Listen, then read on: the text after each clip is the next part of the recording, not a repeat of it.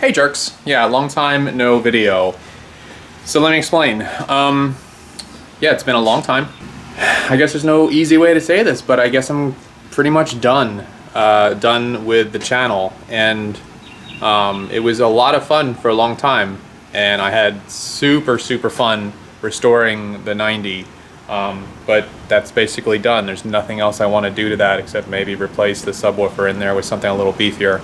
The Cumstain, that's basically done. Man, I had a goal of kind of bringing it back to life from a piece of garbage that was started out as like a parts car for this one. And then it became a turbo, and you know, that's been fun. But yeah, I mean, there's really nothing else for me to do. I've done everything I have ever thought I could do to a Miata, and if I were to do more stuff now, it would just be more of the same. So the channel would get boring. You guys would stop really watching because it's the same stuff, and so we're just gonna go with that. So this might be the last video for this particular channel. I'm still working on the Models and Movies channel, because there's always bad movies to watch and there's always really pretty models to do those episodes with. In fact, I have a very special person coming tomorrow to do her second review. She actually requested to come back and do it, and you know, who am I to say no to a pretty model? Anyway, today I am going to do some work on the Cumstain to try and address that vacuum leak problem that I've got. I'm starting to see boost issues with it where I can't get above like 4, 5, 6 pounds of boost in first gear, and I just think that vacuum leak is becoming a boost leak, and it's just not allowing me to get all the power out of it. So I'm going to take the intake manifold apart again, replace the gaskets that I can replace, put it all back together, and see if that works. So this is really going to be the quick version of this because I've already done it.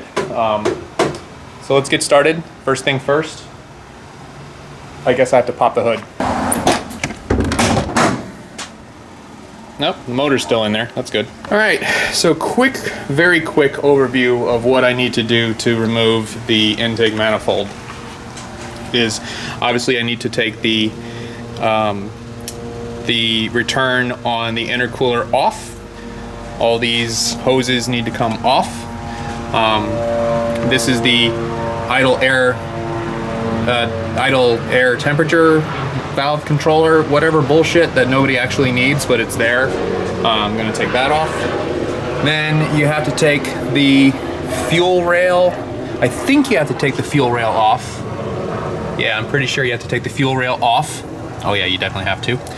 And then have to remove the fuel lines, which means that I should pull the relay for the pump and also undo the gas cap in the back. That's something I learned a couple of times ago, where even after pulling the relay, both the relay underneath the dash and this, I don't even know, yeah, the fuel injection relay, it still pushed fluid through because the system is pressurized. So if you don't release the pressure from the gas cap, then it's still going to push fuel through.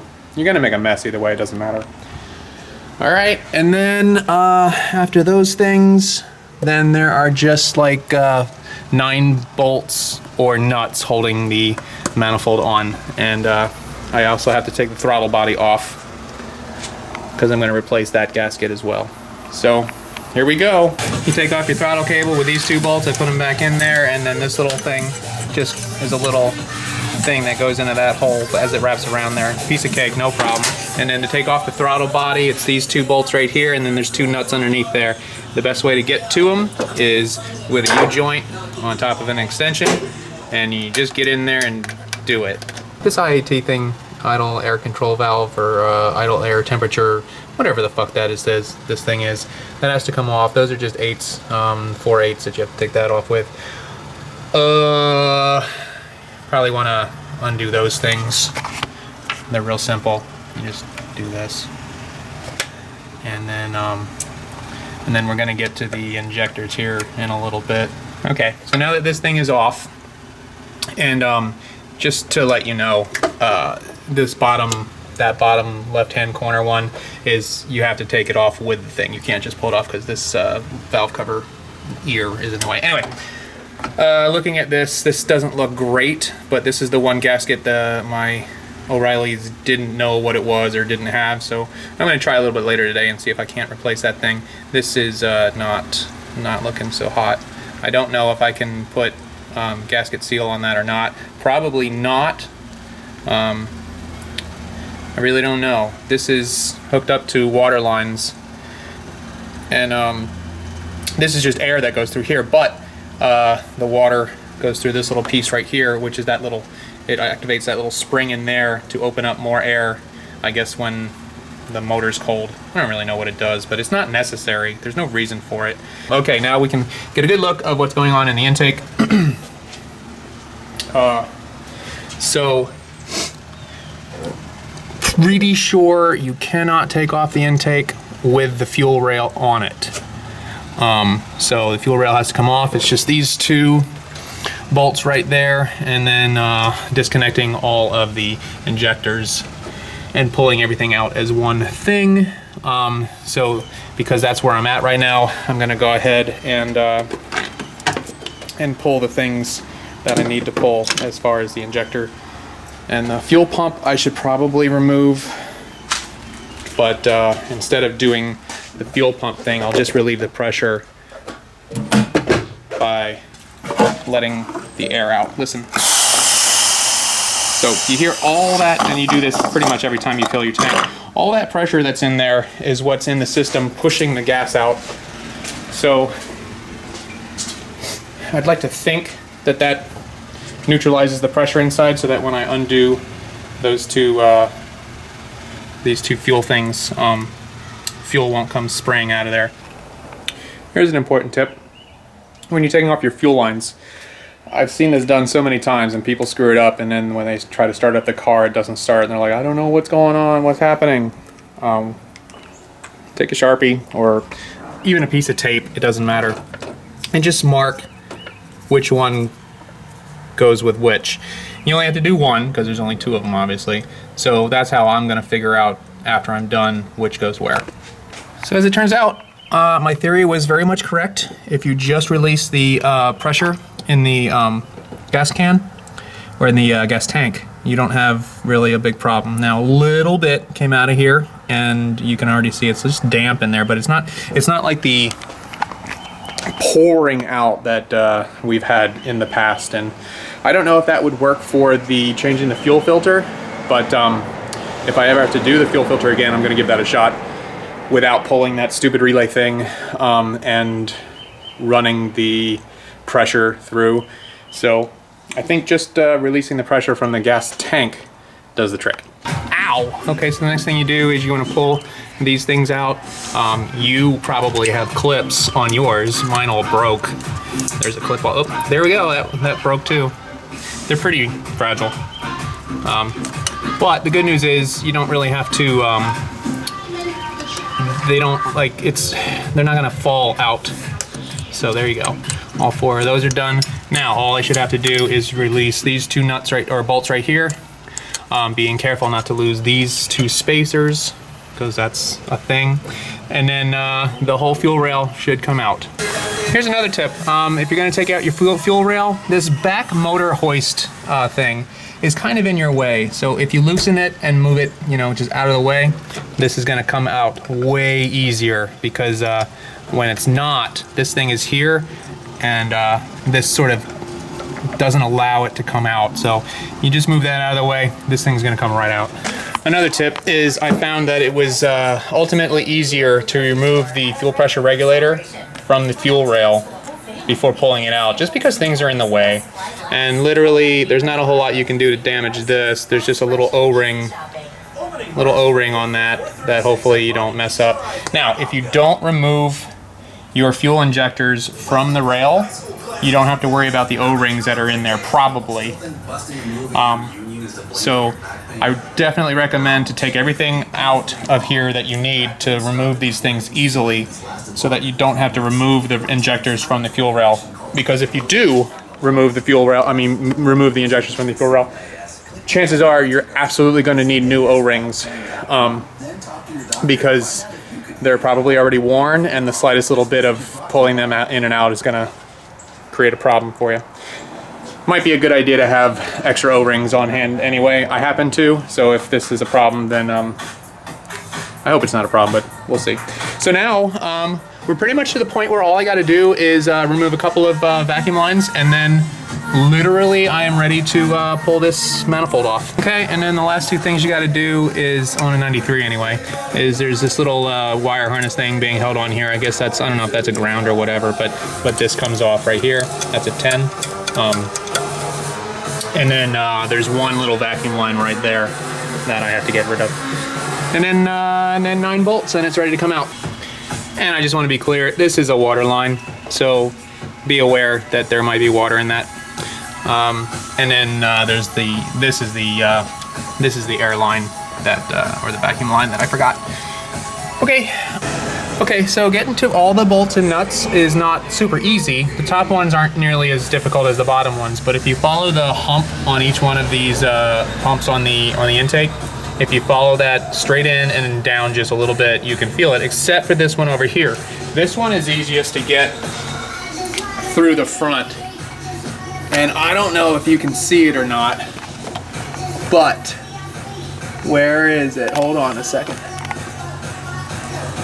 It's right in there, and it is not easy to get to, but I was able to get, where's my thing? I was able to get my wrench with an extension, my socket with an extension, right into there to break it loose. And then and I'm able to reach in there with my fingers. You're gonna get cut up a little bit, but I'm able to reach in there with my fingers to sort of ease it out of there. And unfortunately, it is a nut, it is not a bolt, so putting it back in is gonna be a bitch. Okay, so all the bolts are out, bolts and nuts anyway. And as I'm trying to pull this off, I'm an idiot because I forgot that there is one big old 17, or maybe that's a 14, I don't know, holding the bottom part of it onto the frame there. So I'll take that off, and then this should slide right out of there like my DMs. All right, so it appears that there's a lot of cooling going on in the intake manifold. I don't remember this from last time, but yeah, as I'm pulling this off, a lot of fluid fell out of the car. That's, you know, that's an oversight, but nobody's gonna die. So this manifold can come right off, like that. Ta-da. Oh, that right there. Okay, so yeah, that's holding fluid through the block. Great, whatever, man. So that happened, okay. Okay, so I cleaned this. I gotta clean that too, but cleaned this. I have cleaned the other side. And I have used a copper spray. I don't think it's necessary on an intake manifold, but it really couldn't hurt. So using this, it's really for head gaskets and exhaust manifolds, but fuck it. And I've also cleaned the throttle body. That's looking good.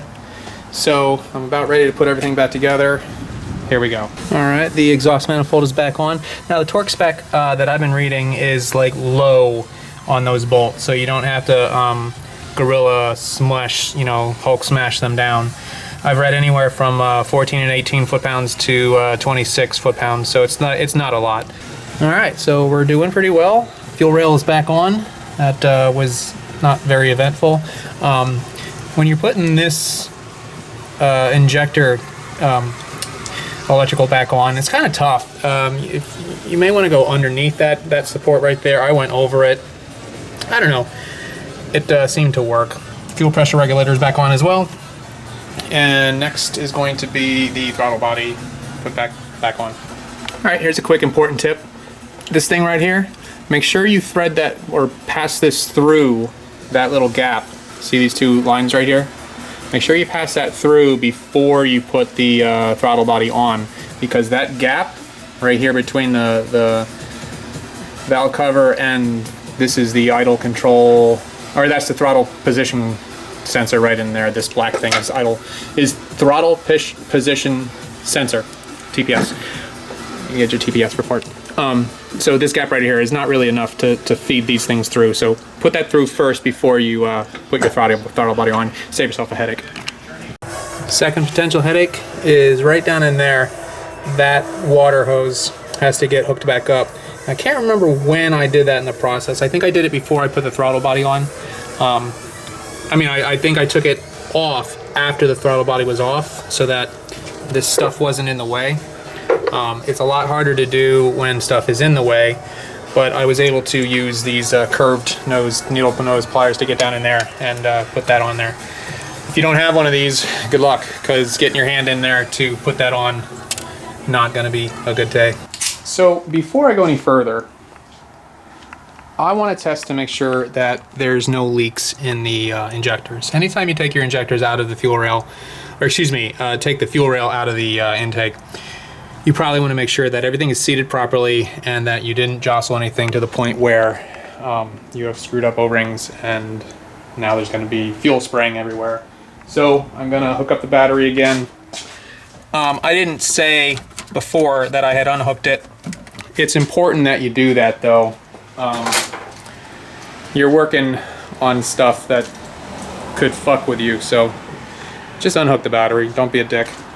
Alright, so basically all I'm going to do is just put the key in and pump or prime the... oh shoot, I have to put the injector relay back in. Can't remember which way it goes. That way, I guess. I don't know. I barely know what I'm doing. Alright, so I'm going to just turn the key on. Might have to do that a second or a third time to get the fuel to pump into the rail. But it looks dry so far. Oh, you know what I didn't do? This is awesome. I didn't put the I put the fuel rails or the fuel lines back on, but I didn't put the connectors back on. Let me do that real quack. All right, so now they're back on. It's a good thing that I didn't have any fuel in the system because they could have just blown right off. So let's do this again. And one more time. All right. I'll check for leaks, check for spray, check for fluids, and I don't see anything.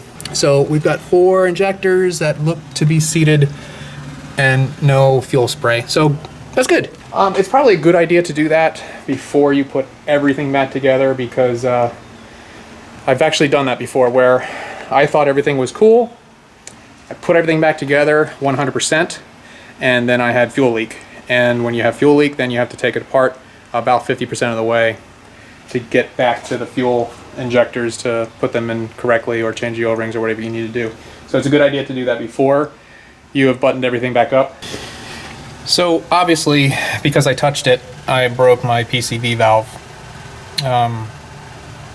Yeah, so that was a little setback. I had to go back to O'Reilly's and get another one. Now what's interesting is that this PCV valve is $2. I don't understand how they make a thing for $2. But no, that's not true. I understand how they make it. I don't understand how they sell it for $2. And the reason being there's markup and, you know, auto parts are always a little more expensive. So it's, you know, if you own a Miata, it's probably a good idea to have 3 or 4 of those just in a drawer somewhere because that's probably one of the design flaws of the Miata motor section is that damn PCV valve is fragile, and every year you own one it gets more and more fragile, plus the small little tube, which is about this long. I replaced mine because the stock tube is a hard plastic and it's not very flexible, so there's almost no way to remove this from your valve cover, between your valve cover and your intake manifold. There's almost no way to remove it without breaking your PCV valve. So if you've never changed one before, you might as well buy one because you're going to break it. That's just the way it is. That's everyone I've ever known has broken theirs. I've broken 3 of them now. So it's just a thing that you have to buy for your Miata. Luckily, they're only $2. So we are done, I guess. Done. Now the only thing I have to do is start it up and see if it's fixed the problem. I'm already going to assume that it didn't. But, you know, who knows? Anything could happen, right? So let's start it up. See if it runs. It'd be nice if it did.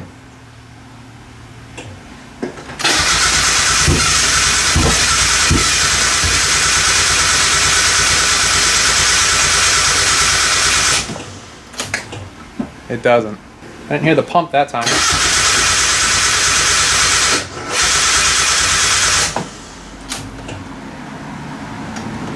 Huh. Maybe I have the relay in backwards. I don't know how that works. Okay, maybe it wasn't in all the way. We'll see.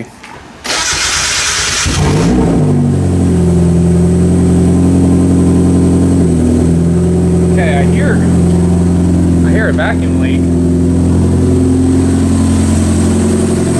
I think.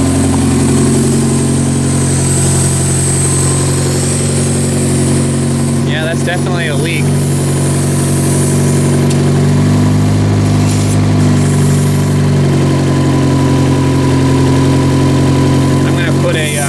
Zip tie over that. See if that doesn't fix the problem. Well, I think I fixed it. No squealing noise, which is good. Full boost in the low gears, and I'm not feeling any kind of bullshit that was going on as far as performance. So I found all the horsepowers. They all came back, and yeah, so I think the total I spent was $30 or something like that, including the $2 PCV valve and the copper gasket seal. So, you know, that wasn't a bad way to spend an afternoon. What time is it now? I think I started at around 2. It's 7 now. So yeah, I mean, I broke for food and then I had to go get the PCV valve, and, you know, I was taking my time. So 5 hours, it's not bad for, you know, fixing a very annoying problem and making it so that the car runs perfect now. I mean, absolutely perfect. Idle's a little high, but I like it a little high because it helps me get off of the line quicker. It doesn't bog down ever. So I'll probably do a little data capture later this week to really fine tune the ECU, Mega Squirt, and then I'm ready to sell that thing, man. I think I'm done with it now. I'm happy. I've done everything that I've wanted to do with building. I didn't build a motor, but I fucked with a motor, and it still works. Pulled a motor, still works. Pulled the intake manifold twice, still works. So I'm gonna wrap everything up. Thanks for watching, you guys, and if I don't do another video, thanks for watching the entire channel. I had a lot of fun making it. If I do more stuff later, we'll see, you know? Hang in there. Thanks. Be good. Bye.